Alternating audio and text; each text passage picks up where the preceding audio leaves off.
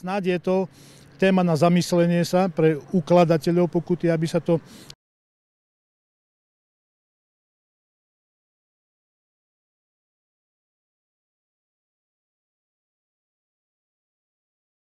previesť a môže tam dokázať rôznym disproporciám.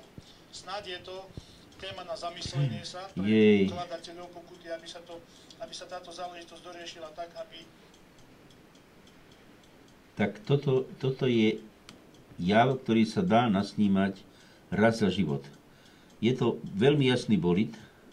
Tento záber je hodnotný aj tým, že je urobený vlastne cez deň, keď kamery astronomické, ktoré zaznamenávajú prelety meteorov, sú ešte vypnuté.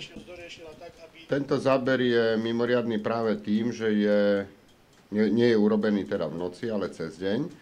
A práve takéto zábery sú v podstate raritné, pretože na nich je vlastne možné vidieť len veľmi jasné meteóry. Mal som možnosť vidieť jasný bolid, ktorý preletel za dňa a takýto záber sa podľa mňa podarí raz za život. Jednak ten bolid bol veľmi jasný, bol cez deň a bol ešte dotyčnicový voči atmosfére. Čiže toto ja som videl takýto záber jedine raz v USA. Tam z toho bola veľká sláva, no tu dúfam, že bude tiež, pretože toto sa ako ďalej bude spracovávať a možno to prispieje k nášmu hlbšiemu poznaniu v tejto oblasti meteorickej astronómie.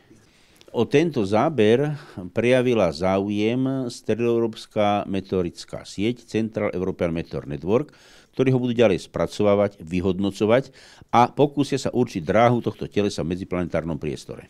Robím ako medzinárodnú meteorickú organizáciu, svoje výsledky publikujem v ich bilténoch a časopisoch.